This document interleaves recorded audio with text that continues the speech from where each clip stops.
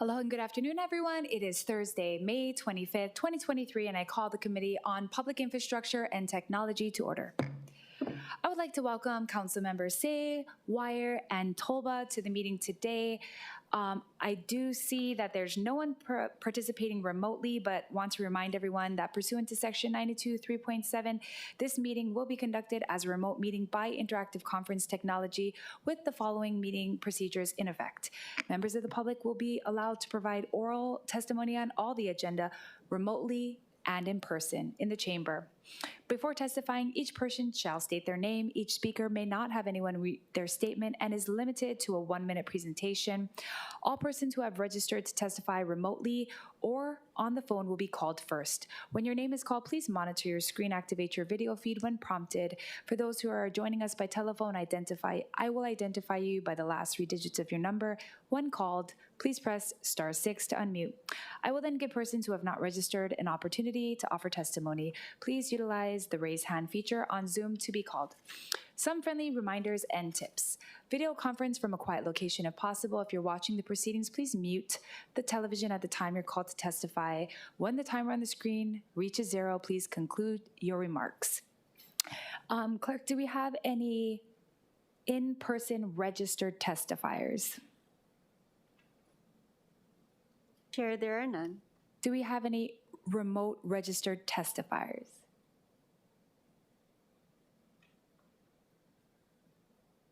Chair, we do. Thank you so much. I'd like to call on Angela Young. Please go ahead and unmute and proceed with your testimony. Chair, testifier is not logged on. Okay, thank you. I'm sure we can hear from her on another time. Written testifiers, I do not think there are any. Is there anyone in the council room that wants to testify? Special duty officer, you good? Don't want to testify? All right, sounds good. So we're having an informational briefing today. It is about sprinklers. So joining us in the council chamber, we have Acting Battalion Chief Kendall Ching, Fire Captain Micah Perkins from the Honolulu Fire Department to give us a brief presentation to the committee. For your information, the presentation is available online as Departmental Communication 329 and in your binders. Go ahead, we'll give it away to HFD.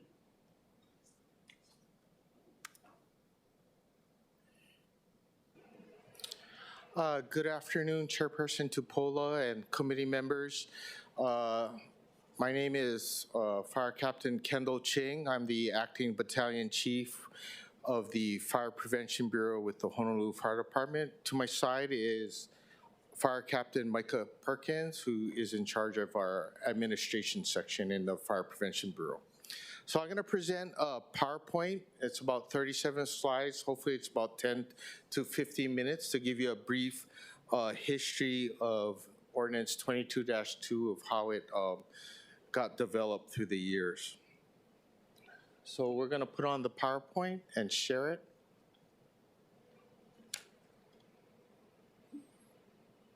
All right, go to the next slide.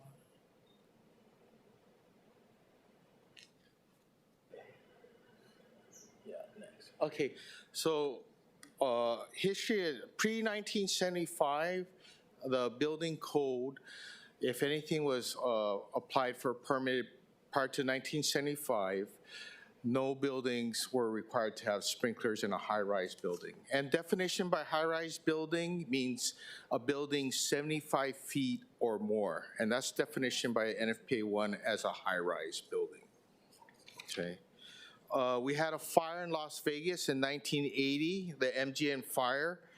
85 people were killed, which changed the building code and the fire code. So in 1983, Honolulu hotels were all required to retrofit their hotels with sprinklers, okay?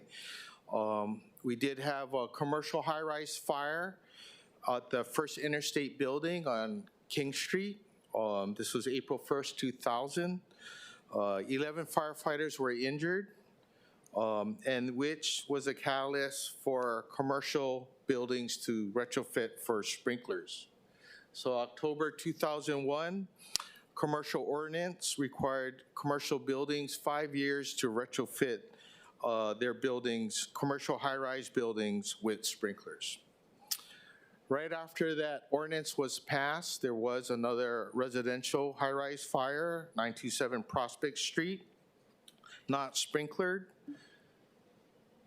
And then the latest high-rise fire was Lele Pono in January 21, 2023, where we had one person perish and his two dogs. Yeah. And as you've known recently, yesterday we had a fire in Wailua where a male perished in a non-sprinklered building. So in 2004, the Residential Fire Safety Advisory Committee was formed, which we call RIFSAC. So when I say RIFSAC, it means the Residential Fire Safety Advisory Committee. And they were established to seek out life safety requirements, tax incentives, and scope and time frame. So they were developed. The members of these committees were both private, state, and city organizations, as you can see on the screen, that comprise of the RIFSAC committee, which gave those inputs for their established criteria to find life safety incentives and time frame to implement these requirements or safety features. Okay, so after the RIFSAC committee, these were their suggestions.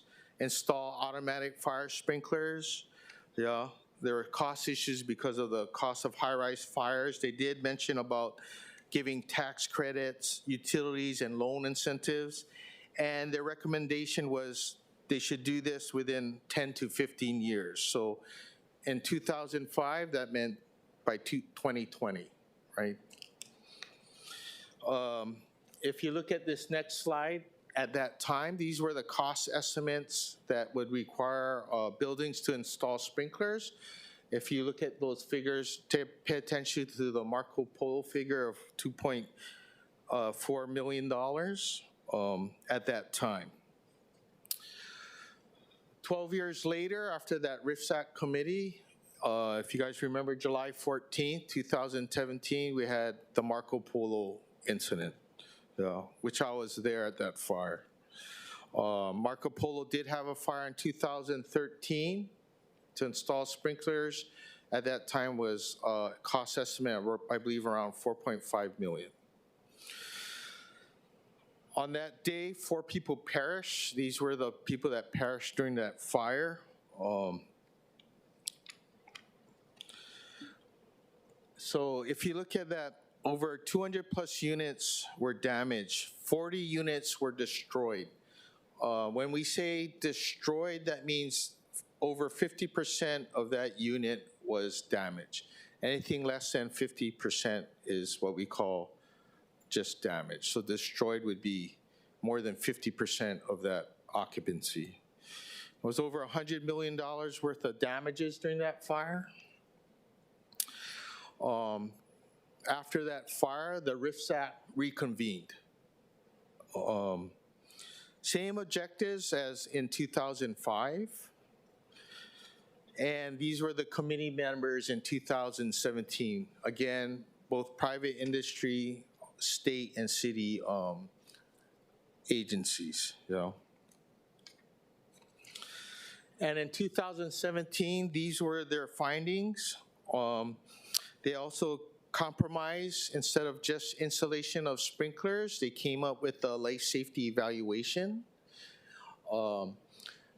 They did provide estimates on for condo fires and cost estimates for sprinklers. Once again, if they did say tax credits, utilities, loan incentives, and they said should be completely sprinklered in 12 years. And so if you do the math, by 2029. Okay, so the life safety evaluation is created by licensed design professionals, and by definition, that's the Hawaii Administrative Rules 16-115-9, Department of Commerce and Consumer Affairs, with designated where they can get their stamp as a licensed design professional, as an architect, engineer, and so forth. So this was developed by these professionals to objectively score individual buildings of the life safety. So each score is actually part of an overall matrix. There's a lot of confusion that it's the totality of these scores, and then you add up like bowling, how many pins, and the highest score wins, which is incorrect. There are actually scores in individual matrices that comprise and objectively gives a score of areas of safety concerns. So if you look at this PowerPoint, there's predetermined number ratings in each professional categories when you go through the life safety evaluation. And they give certain scores in every category. So I'm going to briefly go over these categories. As you can see, sorry, it's kind of, you have to have glasses to see, but on our website, we do have the life safety evaluation worksheet. So you can download that and then put it bigger, but because of PowerPoints. But they go in certain categories of ratings, such as egress, corridors, how many people occupy the building, and extinguishing systems, their door ratings, horizontal and vertical ventilation. So we'll go one more slide. Sorry. Yeah, one more. So when you go there, there's these fire safety parameters that will fill out this worksheet, as you can see in these categories. And these categories go into a bigger 5-section categories, as you see: compartmental fire safety, extinguishing fire safety, egress fire safety, general occupant safety, and then general firefighter safety, which goes into this separate table and they get scores. From there, they have an index, and keynote on this, if the association and apartment owners do vote to opt out of installing sprinklers and do the life safety values, it does change their index score matrix. So I always inform associations, if you vote, this may change your score. So please talk to your licensed design professional about it, and go over your licensed design professional of how they scored your building to determine what you need to get an acceptable level of safety. So from there, if you go now on table 7, they get those scores, times it by those indices, and if you go to the far right side, it's yes or no, those boxes.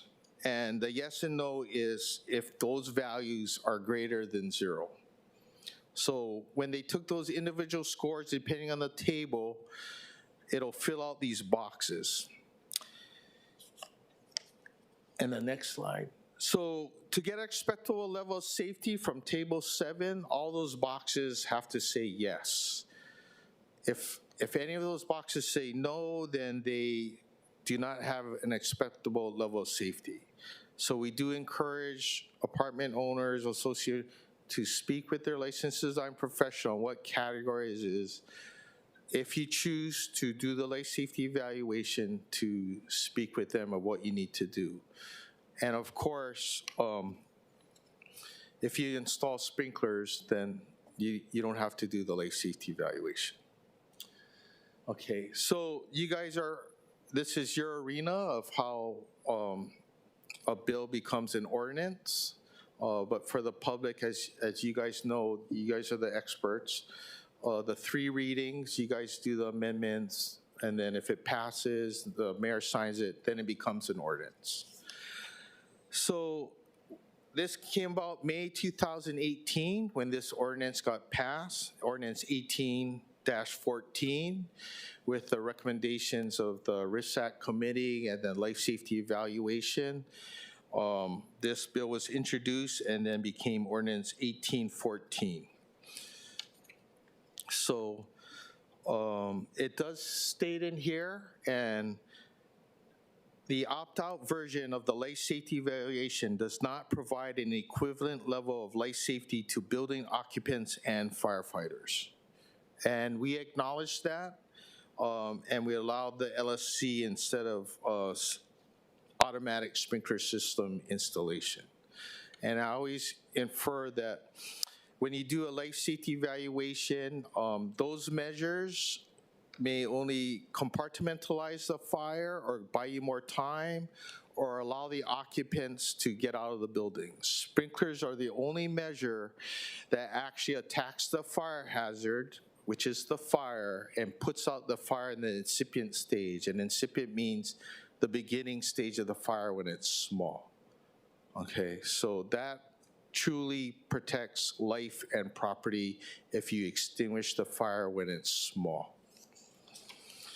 So right here, 1814, these are the dates. It was signed into law May 3rd.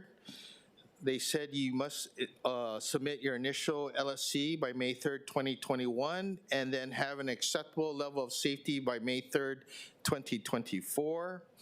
If you decide to opt out, you're supposed to let us know. And they had all these different sprinkler requirements if you install sprinklers by certain time dates by certain floors. So over 20 floors by 2026, 10 through 19 floors by 2028, and then the whole building by 2030.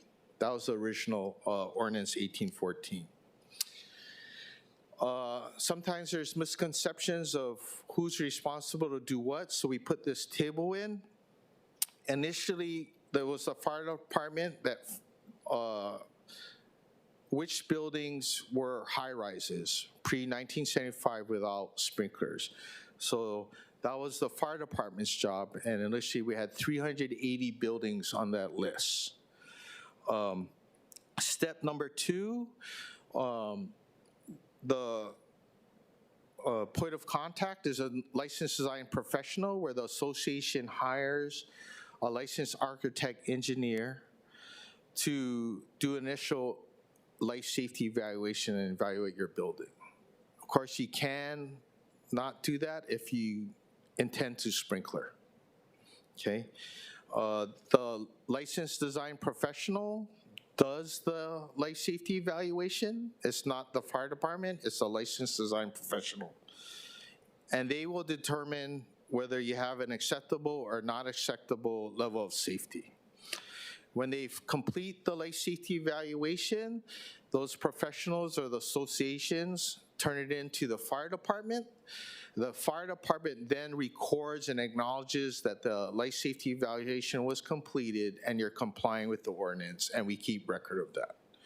And then to comply, it's up to the association's decision which direction they want to do, sprinkler or complete the life safety evaluation. So we do advise to association owners to work with their licensed design professional and their board to make their educated decision and what they want to move forward with. As time went on, as we know, COVID-19 hit. So Ordinance 19-4, there's many issues at the time. So 1814 was amended. They changed certain language in dates and deadlines, but as you can see, the one changed 2027, and still yet the time frame stayed the same. And then 2048 came out, and if you look at now, the dates changed. May 3rd, 2020 to submit your initial, and then to comply became May 3rd, 2025. And then they gave another year if you wanted to sprinkler more time. And then now we have Ordinance 22-02. So signed law March 28th, 2022. They extended the time frame for associations to submit their initial LSC by August 31st, 2022. To have an acceptable level of safety is now May 3rd, 2030, or they can elect to sprinkler.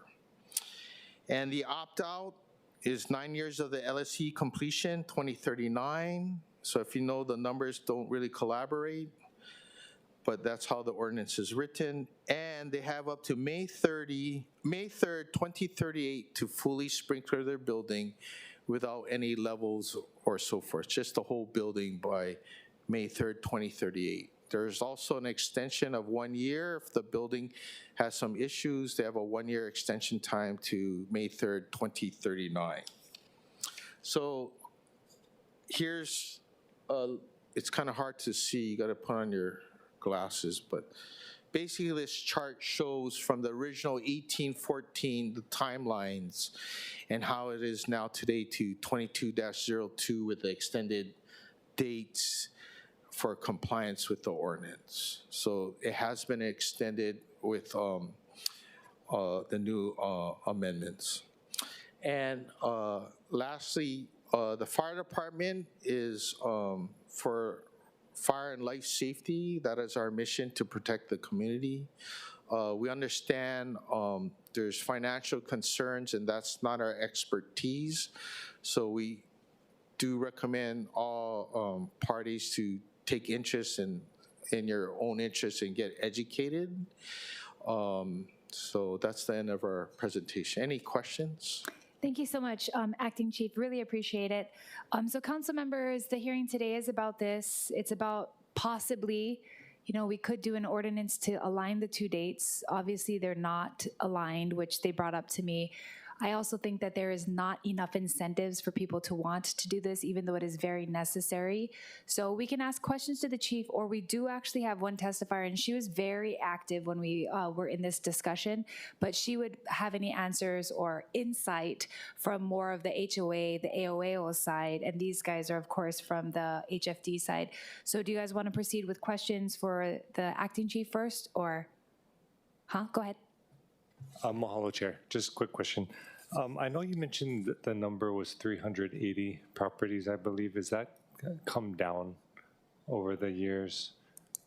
Yes, sorry, I didn't mention that, but originally it was 380. We're down to 313 buildings that were on the list.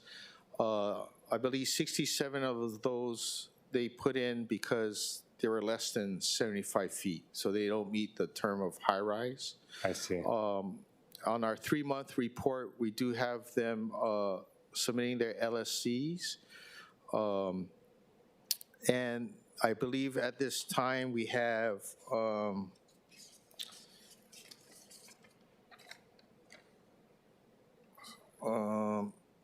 we have 8 buildings that intend to sprinkler. 1 building has completed sprinkler, which is the Marco Polo.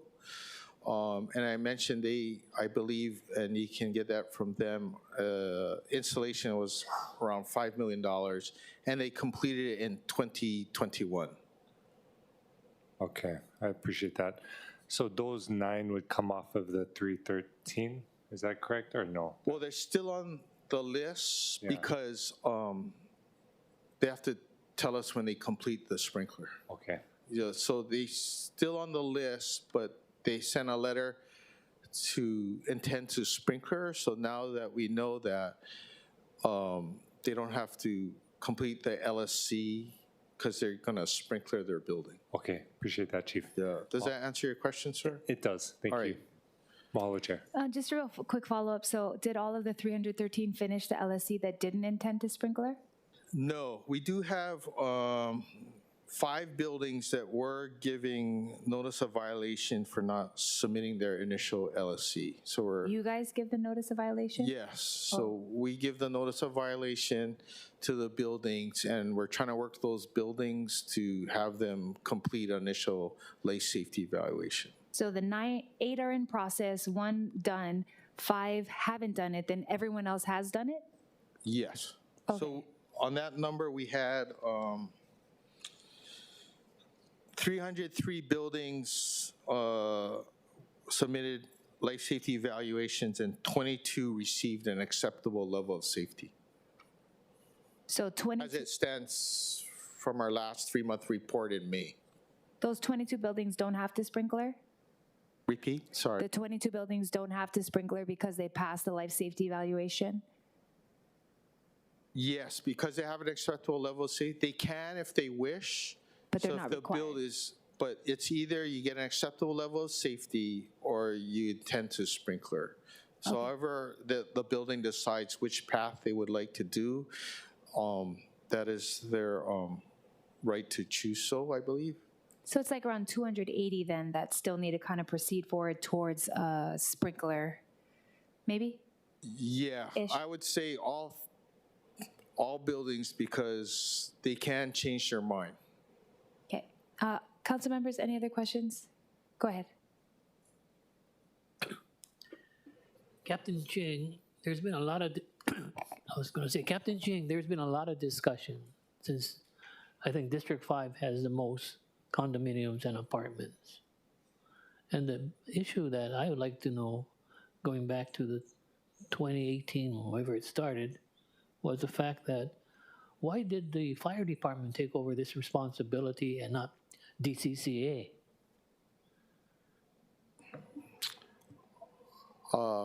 Councilman, I don't know if I can answer that question. I'm not really sure, so I apologize, but I really can't answer that question.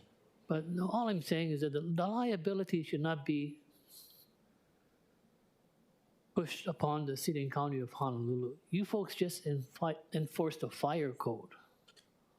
That is correct. We're under Ordinance 20, which is the fire code. So we do enforce the fire code on NFPA 1 2018 edition with the state and city amendments. So we do enforce the fire code. There are some language in the fire code that mentions from new and existing buildings for sprinklering. So it may overlap in that answer, but to answer your question, I don't have the authority or knowledge or jurisdiction to answer your question of why we were responsible for that. It is in the fire code now as Ordinance 22-02, which is part of the fire code. And then Captain Ching, is this a true statement made by some of the AOAs in District 5 that the department requested that these particular condominium unit owners or the associations go to the 2 or 3 consultants that you folks had referred to? And the idea was that with these consultants, most of them would fail the LSE. And the concern was, so who do we go to as far as professionals? And that's the dilemma we have today. But why does it have to be on the city's, bucket that we got to do that? I thought it should be DCCA. They regulate architects, engineers, and designers. They regulate the AOAs. And then they come here to ask us for, subsidizing the sprinkler systems, which I personally feel we just don't have the resources. And I'll be honest with the general public, who are these condominium owners? Is it going to be tax credits? That's crazy. And you know for a fact, retrofitting any condominium 20 stories and higher, it's going to be astronomical, the cost per unit, per individual, which has a lot of senior citizens. And, I'm just happy that former Councilwoman Fukunaga is trying to address it. And I don't know what the answer is, but at this point in time, when the building code allowed these condominiums and apartments to be built without sprinkler systems, that was the old day that they should just be grandfathered. But I don't believe so, because no matter what happens, if I'm a condominium owner without a sprinkler system and I don't qualify for the LSE, you know what happens? My God, my homeowner's insurance is going to go skyrocketing. It's a damn if I do, damn if I don't. And that's where I think HFD should have been very honest from the beginning. This is not our responsibility. We can assist, and I can see all the, organizations that were involved in this working group, but at the end of the day, it's going to fall back upon us, meaning we've got to go find the resources to pay for the retrofitting of our sprinkler systems. with all the other competing interests. That's why I'm just frustrated this past week. And I apologize, but for the two of you, just keep up the good work. And I just wanted to clarify for the record, these associations have stated to me, you folks were referring these associations to different consultants, which made it difficult for them to qualify for the LSE and then force yourself to go into the sprinkler system. And I hope that is, I'm wrong and these people are wrong, so I can tell them, you folks are incorrect in a statement that you make in blaming HFD. Well, I'll answer that question. No, we don't recommend any private vendor. It's unethical and it's against the law. So I'll stand by that. We never recommend any private vendor for any services. We always say you have to do your homework and find a licensed design professional. Go talk around to associations, and just like hiring your handyman, plumber, rebuild your house, you have to do your due diligence. So I'm gonna say, no, we do not recommend. We do put out for public record, we had informational sessions that who attended those seminars. And that was public record. So if they got it off that list, those were the people that attended. But we do not recommend any one particular vendor. It is against the law. So I will stand by that. We do not do that. For any fire extinguishing, fire appliance system, we do not recommend any third-party vendors. And that's why, very honestly, I don't know, this was just a stopgap measure from 2018 to today. Yeah. I understand the public's concerns. Some of the deeper questions of why we're responsible. I have to stay in my lane. I'm a fireman. I enforce the fire code and the ordinance. I leave it to our dedicated council members, so forth, to make those decisions. I will enforce the fire code, though, and that is my job and duty as a firefighter. So we enforce the fire code, and we're here under Ordinance 20 and HRS 132-6 for the community as public safety. May I ask one more question, Madam Chair? Go ahead. Then who should be the authority to make that decision?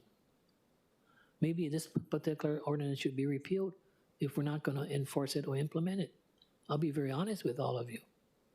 I don't want to give any false expectations to the owners of these condominium units that we are doing something and we can't do it. Maybe at the state legislature, they should have been addressing it from 2018, since it is regulated by DCCA, the professional engineers and architects, etc., and the AOAs. Because even for now, it's crazy how they have a legislation to go after the developers, officers that get elected to the boards. And we call a spade a spade. I'm willing to do it, and I'm not putting you on the spot, but for me, just have it repealed and see how it goes at this point in time. We changed the ordinance in regards to sprinkler systems after the incidents that occurred, but before that, we should just grandfather them all in as far as the private owners of these units. But in the end, I feel bad. It's going to be like the Council Chair, what's that? HHRF, Hawaii Hurricane Relief Fund. It's another insurance program. Maybe that's where the state legislature should look at that. For hurricane, you do it for fire. For those that are not complying with the LSE and those that do not have fire sprinkler systems. But in the end, yeah, it's been 5 years going on, and even I don't know what to do, Captain Jane. And, you folks are doing a fantastic job. One of my very good friends from Pololo was the young kid that this picture was taken. Is it Wendell Sue? Marco Polo rescue. Oh, okay, about Marco Polo? Yeah, All right. yeah.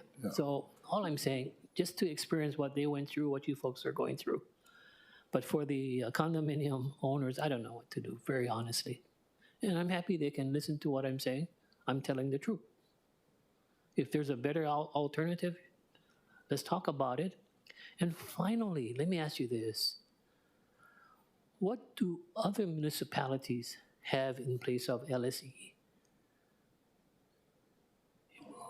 I can't give you direct data now, so I can't really answer the questions. They do have, I've read where they have buildings retrofit with sprinklers.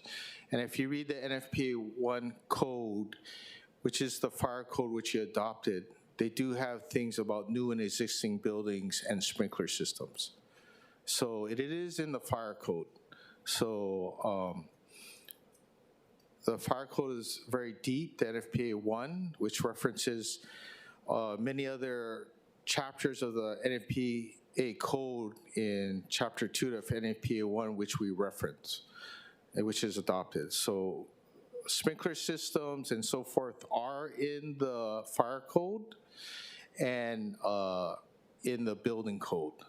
So the other questions you asked, I'll take it to our fire chief. Other things I have to stay in my lane is what we do in being a firefighter in the Honolulu Fire Department. The other questions, I believe, is not in my jurisdiction, so I can't really state any opinion or so forth on their questions of regulation. Thank you very much, Madam Chair, and thank you very much, Captain Ching. Oh, you're welcome. Thank you. Any other questions? Councilmember Tolba, anything?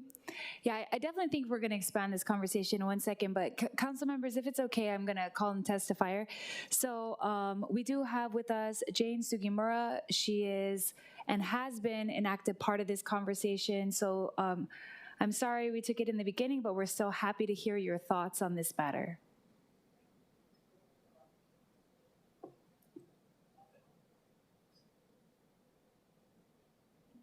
Okay, thank you, Chair. And thank you, members of the City Council.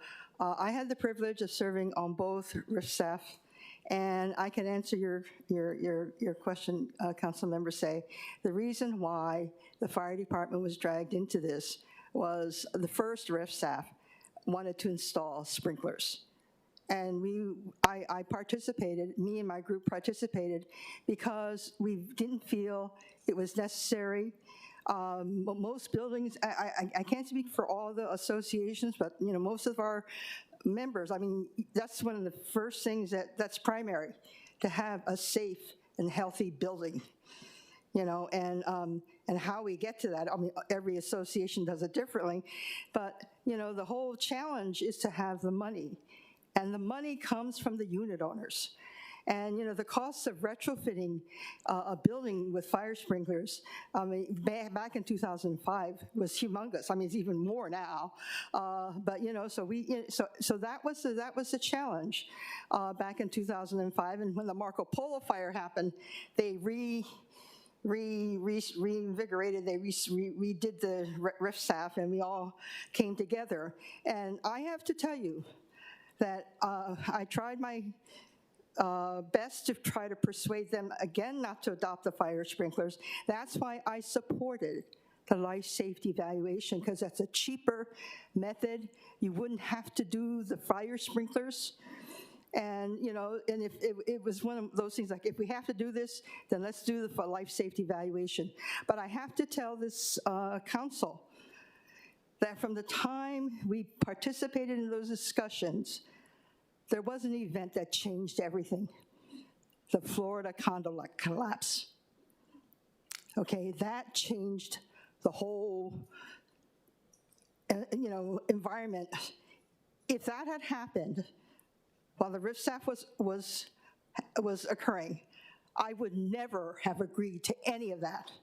Because what happened when the condo collapse happened is that it got harder for associations. You know, in the past, if you wanted insurance, you just called the insurance guy up and say, hey, I'm the president of the AOAO, we want insurance. How much coverage you want?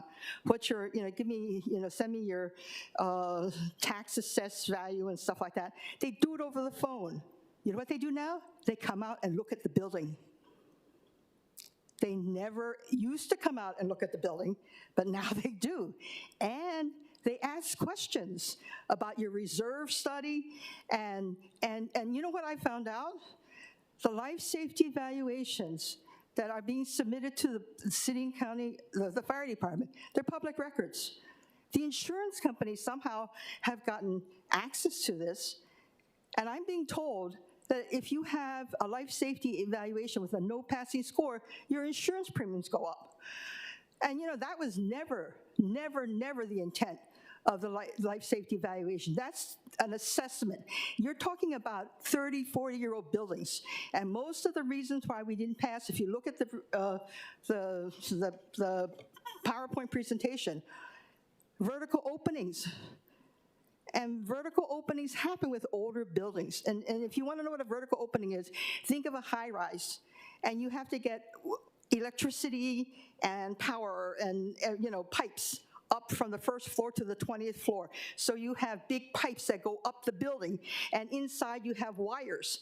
And on each floor, you have to seal it as the pipes go up through the floor. Over the years, the seal breaks down, and now you have an opening. And so if there is a fire, you have wind pushing the fire up, and it makes it spread, okay? You're never going to have, with 30-year-old buildings, you're going to have vertical openings because that seal breaks down. Now they've got better products, so that the seal lasts longer. And in fact, about 2 years ago, I instructed my property manager, when people have to open up their walls to fix some plumbing, if you see a vertical opening, I want the association to pay for it. Let's close it up. And because how many times do you open up a wall? Right? And so with my building, and I know other buildings have been doing that too, to deal with this, because we know it's there. We know my building's 35 years old. Ms. Sugimura, if you could wrap up. We're going to ask you some questions, though. So any other points you want to get across, and then we'll continue on. Okay. First of all, there's a finance problem. In order to comply with the life safety and upgrade your fire alarm system, and if you want to install sprinklers, you need building permits. And you've heard the testimony of the city. There's 280 buildings out there that didn't get a passing score on the life safety. They need building permits. Your Department of Planning and Permitting can't even issue these building permits. And so there's no way you're going to get 280 buildings to comply with the life safety with the fire safety ordinance. And there's a problem of money. And if you've been reading the Civil Beat articles about the thrashing that boards of directors are taking from this person, who is writing these articles, that's what we have to put up with. We go out to the owners and we say, life safety evaluation. Carol Fukunaga introduced a legislation where now we have to plan and put it into our budget because nobody's got fire sprinklers, and fire safety equipment in their reserves or their budgets. And so now we got to put it in. And guess what? We got to raise the maintenance fees. And then the boards of directors become bad guys. And so, so there's a whole lot of issues that are floating around that are affecting our compliance, when I say our association's compliance with this ordinance. And we do have a lot of issues. Thank you for letting me. Thank you, Ms. Sugimura. Stay right there. Stay right there. What is the name of the organization that you're with for the public? Hawaii Council of Association of Apartment Owners. Okay, council members, any questions for the testifier? Okay, I'm just gonna ask a couple. So I read, and I gave everyone a copy, so former council member Fukunaga, I just saw this, but sent over that she did a resolution. So now a resolution is not a law change, but in the resolution, it's urging the reserves and, so are you saying that through this resolution, now you guys are required to have reserves for insurance, or what is your interpretation of it? No, what Senator Fukunaga was doing with that resolution is she's trying to get DCCA, who regulates condominiums, and they have to do a biennial statement. And I've been talking to people on the Real Estate Commission. They're going to be sending out questionnaires to all of the associations that they regulate, basically to ask them, what issues, certain issues about fire safety and about insurance, because our insurance premiums are going up so high. I had calls last week from 2 buildings. Both of them are facing $1 million insurance premiums because they have to get insurance that covers their building, and because of now the fire safety ordinance that requires certain changes to condominiums, and if you don't have it, now you become a more dangerous, riskier building, and you need more coverage. But all of these things, are happening now. Let me ask you just 2 more follow-up questions. Is it your perspective that DCCA should be in charge of this? I don't know if DCCA should be in charge of it, but they regulate condominiums. And I do know that the reason why it's in the city is because and I don't know who the movers are, but I know the reason for recalling the RIF staff was because of the Marco Polo fire, and they wanted to pass a law to require retrofitting of high-rise buildings with fire sprinklers. That was the reason for recalling it right after the fire. Understood. Okay, so last question.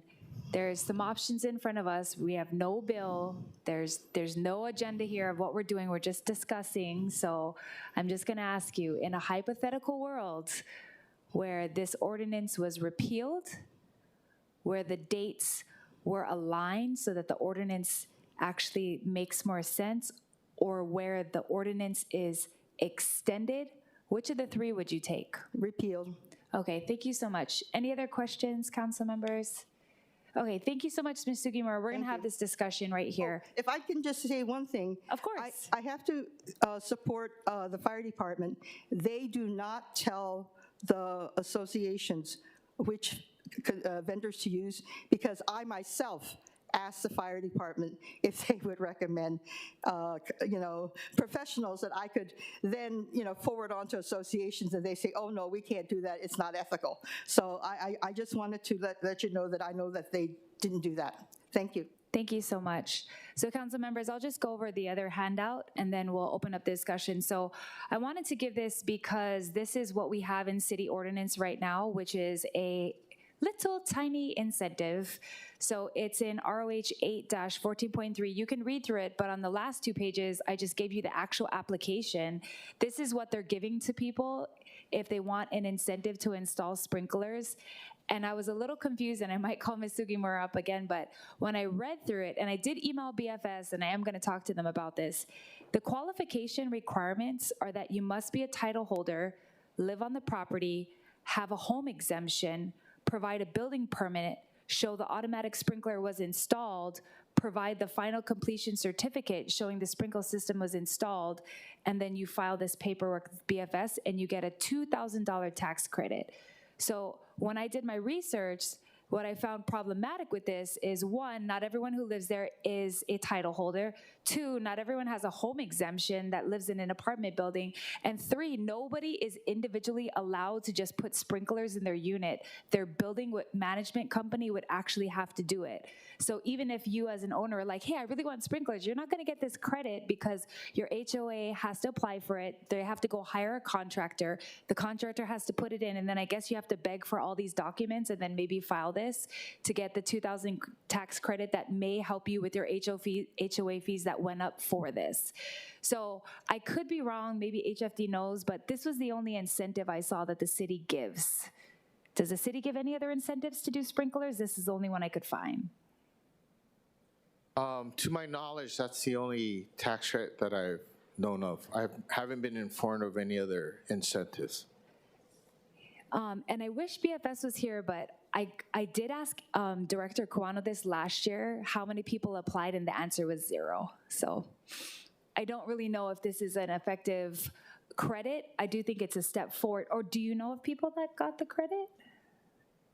I don't have statistical facts to back it up, but I believe the Marco Polo residents, some were able to send in their paperwork for that tax credit. Yeah, and they were lucky because they actually paid for theirs, which went from in 2005 1.4 million to 2017 to 4, and when they finished their retrofit for the sprinklers, cost 5 million. So the other thing that a lot of the banks told me that actually are doing loans for these buildings is that there are 2 contractors in Hawaii that can even do this. So they said, even if you want to do 280 buildings, we don't have enough people that can actually do this in the building. So here's your problem. We have a law that in 3 times in different years has been pushed forward, pushed forward, pushed forward. We also have buildings that now, because of the life safety score, have increased insurance fees. We also have incentives that are not very enticing for anyone to take any action. We also have a lack of contractors that can actually even do this work. So like maybe in a realistic time period, if we had 280 buildings left to do, and maybe these contractors took it like, I don't know, 2 or 3 at a time, it would still take decades to finish all of this.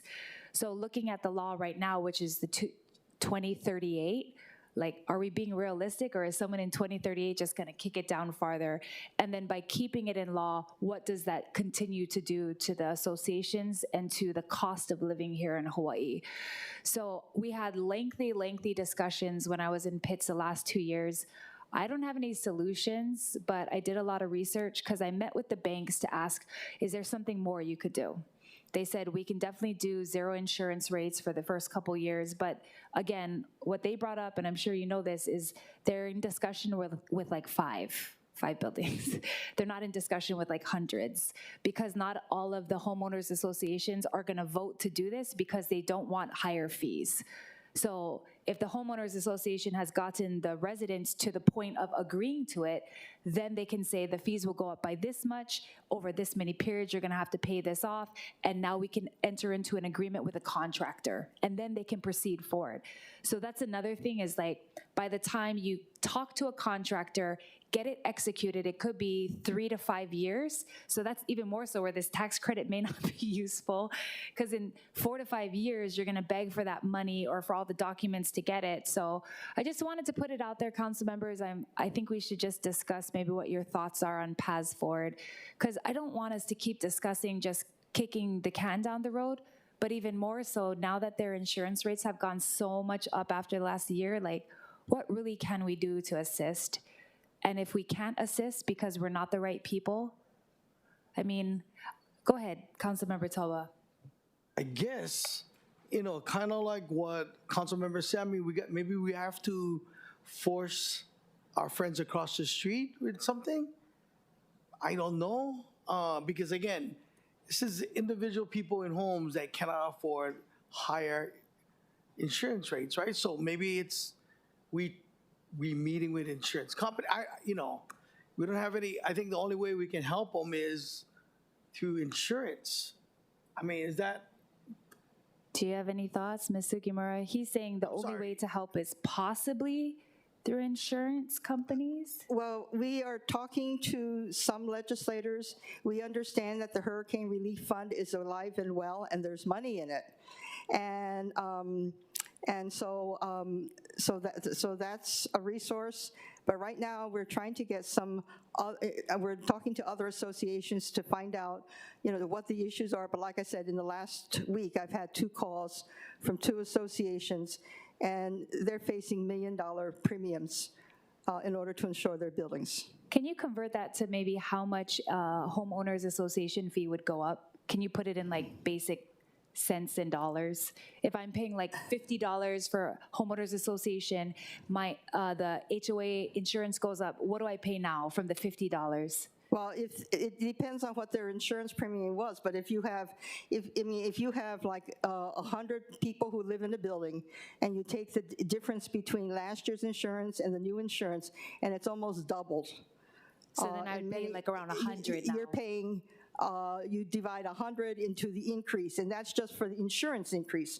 And so you're not talking about inflation or anything else. You're just talking about your maintenance fee increase with respect to insurance. And that's not even if you went into a contract to retrofit and get sprinklers. Right. Because the contract could also possibly increase the homeowner's fees with the insurance. And you know, what we're facing is that homeowners don't understand that, you know, when they see their financial statements and they say, oh, we got $1 million in our reserves. $1 million goes nowhere. You can't even do spalling for a 20-story building with $1 million. The sprinkler system at the Marco Polo was $5.4 million. Associations don't have $5 million in their reserves. And so to go out to the owners to say, excuse me, but now we got to put money in our reserves for a fire sprinkler system, that's $3 million. And you do the math. Take the number of people who live in your building, divide it into $3 million, and say, you got two choices. Special assessment, which means we're going to assess you, send you a bill, and you can either pay it now, or we can put it in the payment plans, or, you know, we're going to raise the maintenance fees. Thank you, Ms. Sugimura. Thank you very much. So yeah, I just have one follow-up question for HFD. On the whole grounds of who should be in charge of this, like, I really appreciate that you guys are taking this on, but I tried to compare it to like Honolulu Police Department, right? So if HPD was trying to do preventative measures for crime, because you guys are doing preventative measures towards fire deaths, right? So if HPD was doing preventative measures for crime, and then they had to like manage, I don't know, the ingress and egress of parks and make sure that everything's safe because people get killed there, like, I just think it would be a lot on their plate, although it's preventative, although, all the areas that are super dangerous, I think HPD should take an extra look. Do you guys feel like possibly there is another entity, and you guys can still be involved? People could still report their scores to you, but do you feel like having the state manage the program would be a better idea? I don't really have the authority to comment on that. I can talk with our chief and assistant chief on their viewpoints.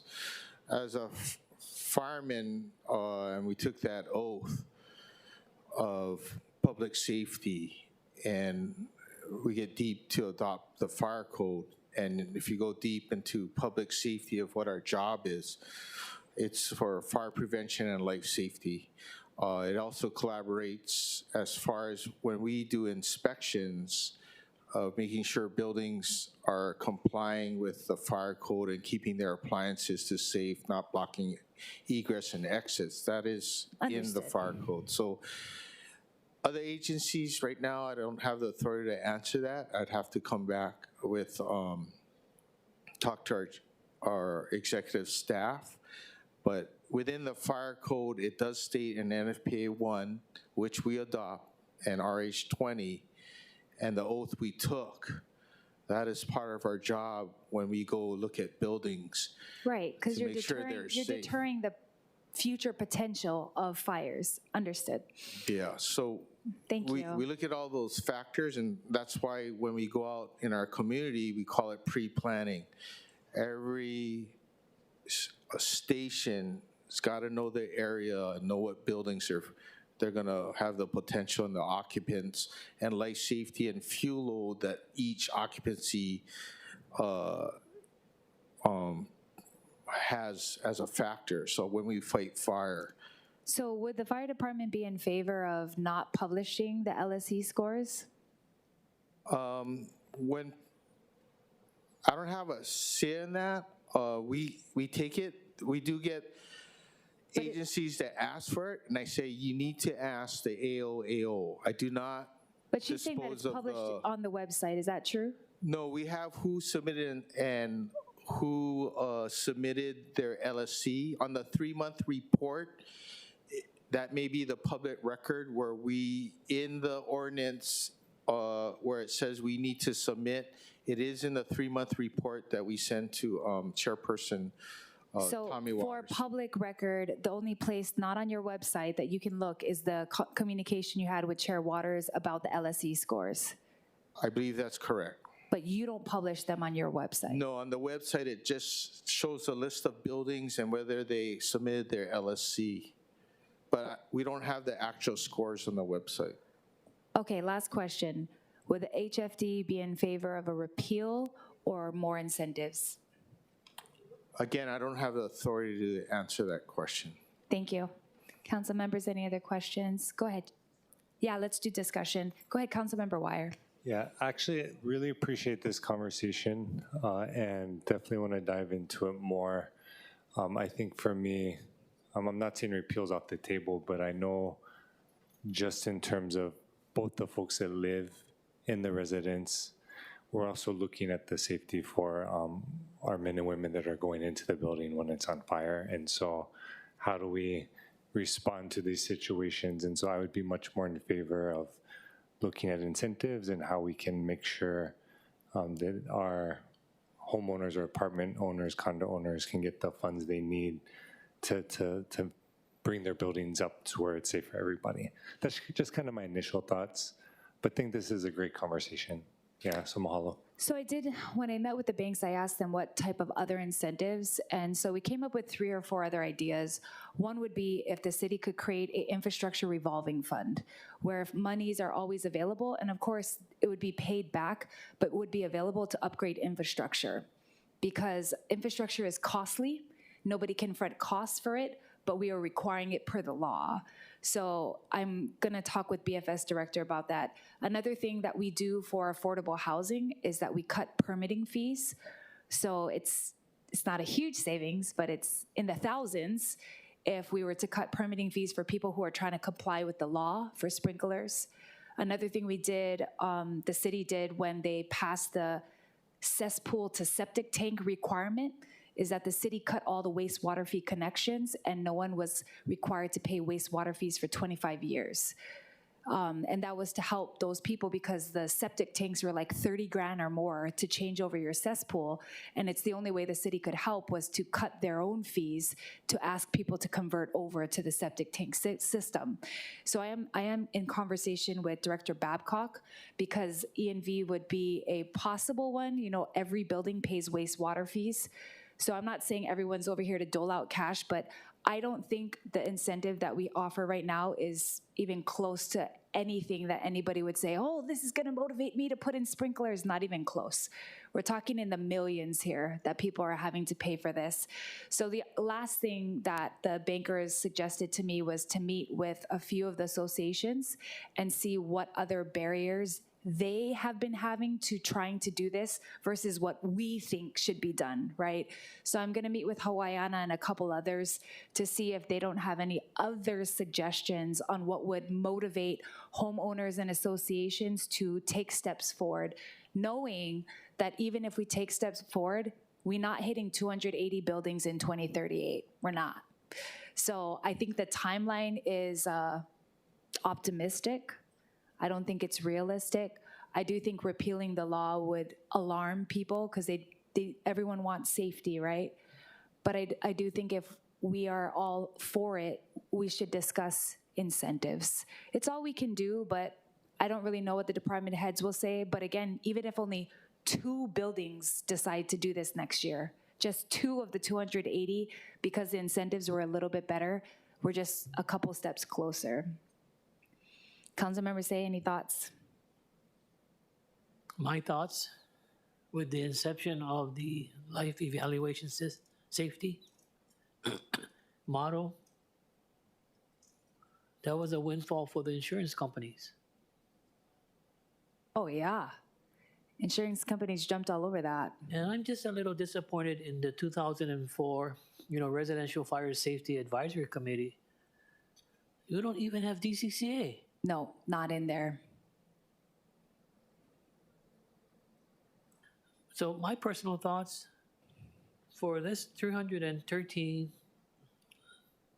they're grandfathered in. You don't have to do sprinkler system. You don't have to do life safety evaluation now, but I don't know how they're going to do it in paying their insurance because replacement value is going to be so high.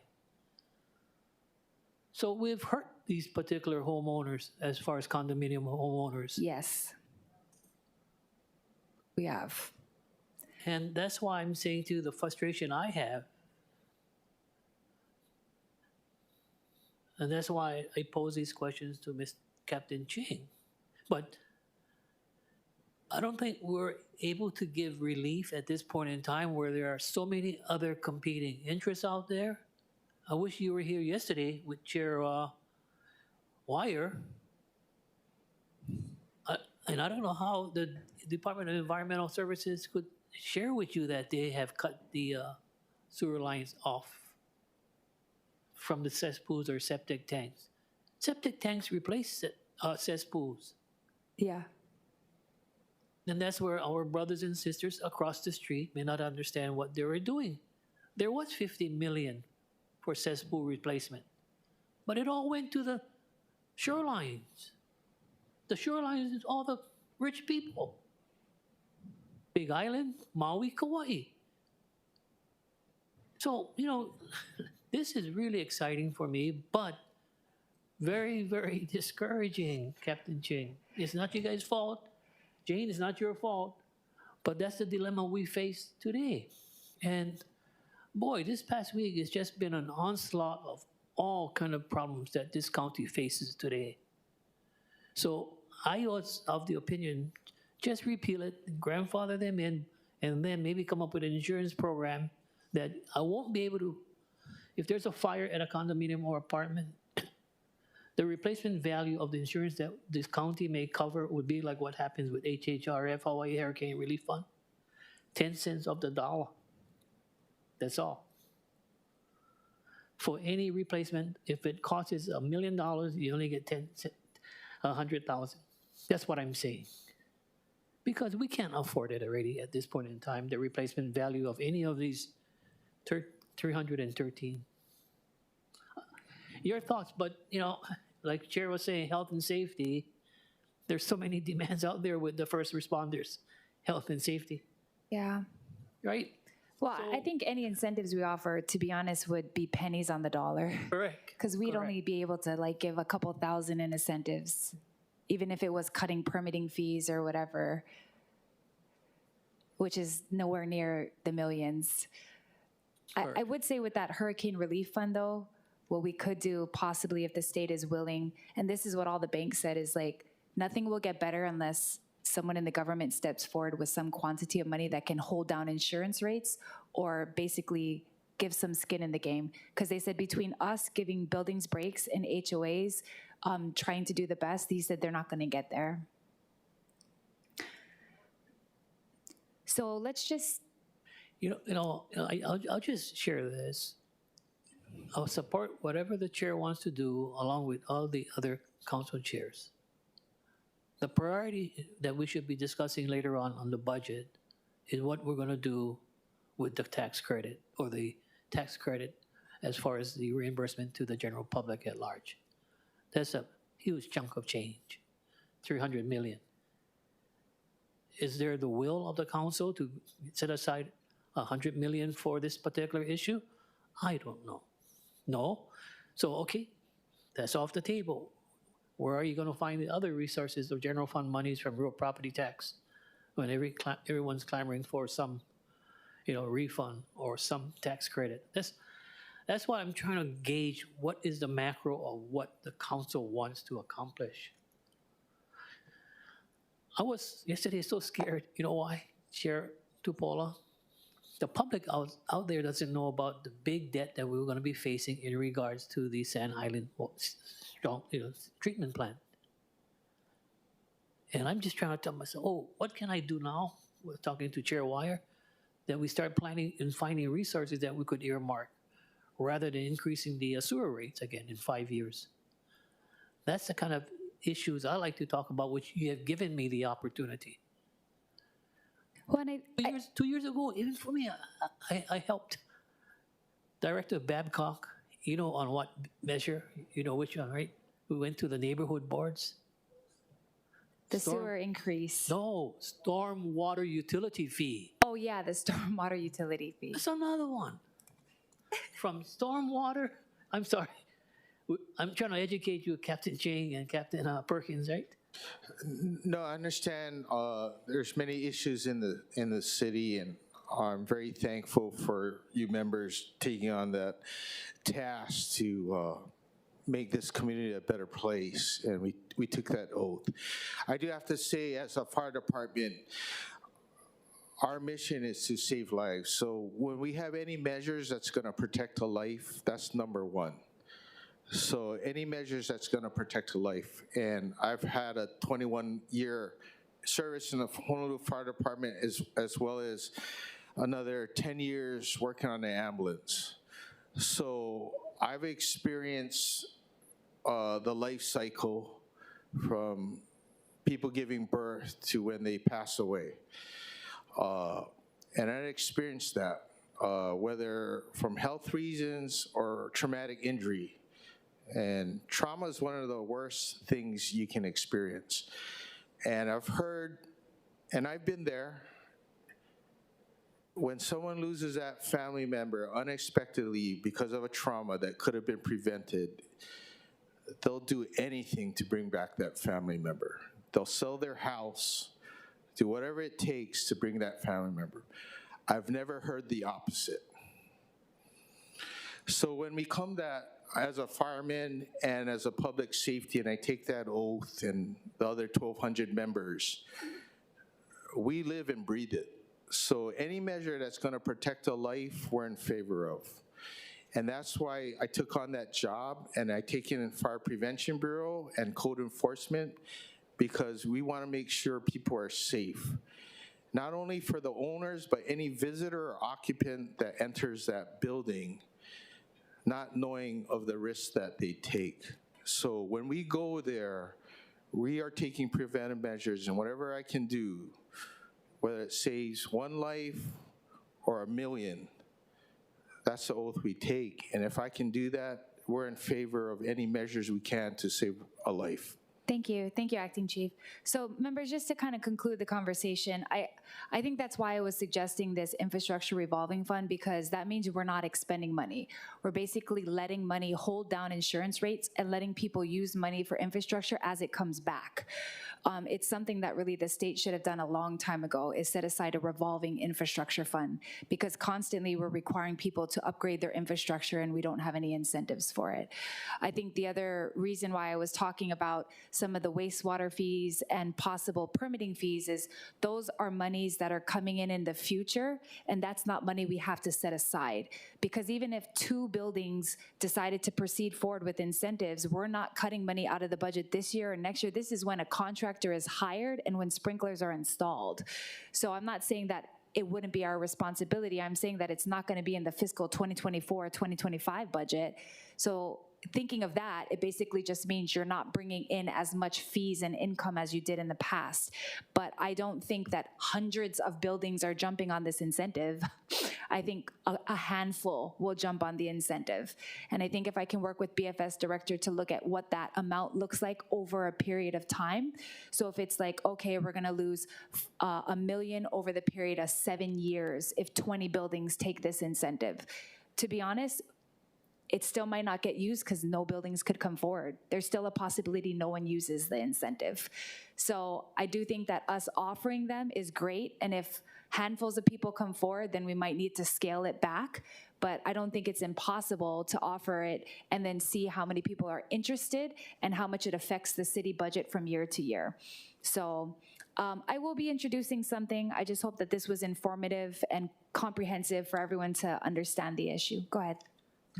Thank you, Chair. Do we know, and I need to familiarize myself more with the private activity bond, but is this the type of project that could be eligible if we play around with it? I see you smiling, so maybe, I don't know. I asked because the private activity bonds, I thought, and Director Quano said no, but when I met with OER director, she said possibly if some of these buildings have Section 8 in it, she said technically that's city inventory. She said, so there's possibly funds that we can expend for affordable housing that we're getting federally, so that's not within the city budget, property tax budget. So she recommended that I get with Roger and that we figure out if there are federal infrastructure funds and if it needs to be expended on city property as opposed to giving it to private citizens. She said maybe we can find buildings that use the majority of Section 8 in it so that we are basically helping city projects. Okay, appreciate that. And mahalo for all your due diligence on this. So I look forward to talking more about it. Thank you. Okay, well, thank you, committee members. Thank you, HFD. Thank you, Ms. Sugimura, for attending. There being no further business, this committee is adjourned.